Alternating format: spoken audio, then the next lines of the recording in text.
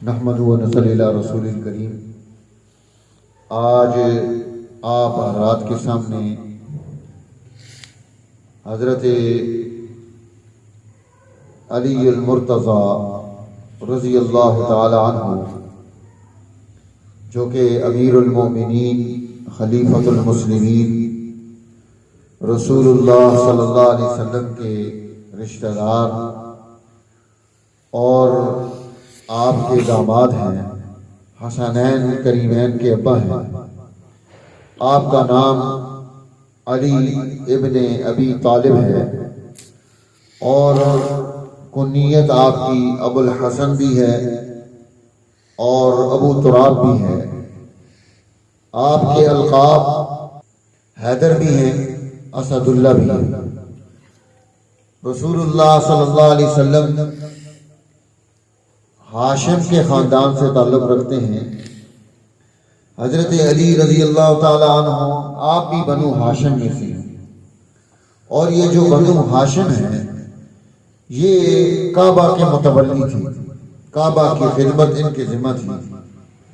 حضرت علی رضی اللہ تعالی عنہ کی والدہ محترمہ، ان کا نام فاطمہ بنت اسد ہے رضی اللہ عنہا، اور فاطمہ بنت اسد جو ہے یہ مسلمان بھی ہوئی اور انہوں نے ہجرت بھی کی، اور ان کی خوبی یہ تھی ان کی والدہ محترمہ کی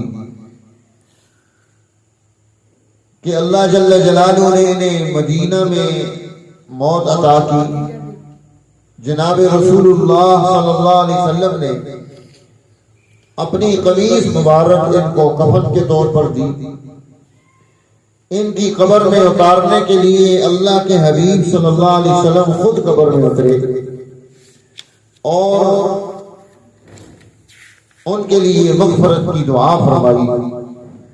حضرت علی المرتضی رضی اللہ تعالی عنہ، آپ کے دو بھائی ہیں، ایک کا نام عقیل اور دوسرے جعفر ہیں، اور آپ کی دو بہنیں ہیں، یعنی فاطمہ بنت اسد سے ایک کا نام ام ہانی ہے، دوسری کا نام حمنہ ہے۔ آپ کی ولادت 13 رجب المرجب عام الفیل کے 7 سال بعد ہوئی ہے، اور آپ کی شادی حضرت سیدہ فاطمہ الزہرا رضی اللہ عنہا سے 2 رجب کو ہوئی، اور جب آپ کی شادی ہوئی تو عمر مبارک 24 سال تھی، اور حضرت سیدہ فاطمہ الزہرا رضی اللہ عنہا کی عمر 21 سال تھی۔ آپ کا حق مار 400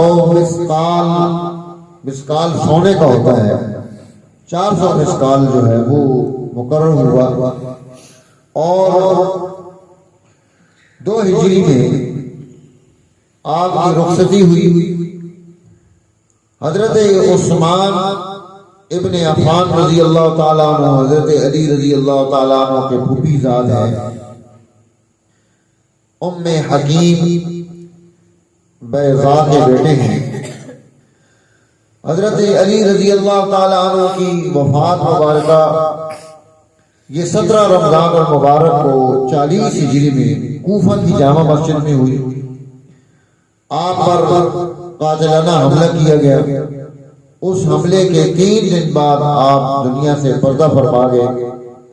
63 سال 63 ایئرز آپ کی عمر تھی، اور آپ کی جو خلافت کی مدت ہے وہ 4 سال اور 9 ماہ بنتی ہے۔ یہ ہے حضرت علی المرتضی کرم اللہ وجہہ، جو اللہ نے انہیں بڑا مرتبہ اور مقام عطا کیا، عزتیں، بلندیاں، رفعتیں دی۔ اور حضور نبی اکرم صلی اللہ علیہ وسلم نے فرمایا من کنت مولاہ فعلی مولا، اور اسی طرح آپ نے فرمایا نا مدینۃ العلم وعلی بابھا۔ حضور علیہ السلام نے ان کی شان میں بہت ساری باتیں فرمائی۔ آپ نے فرمایا کہ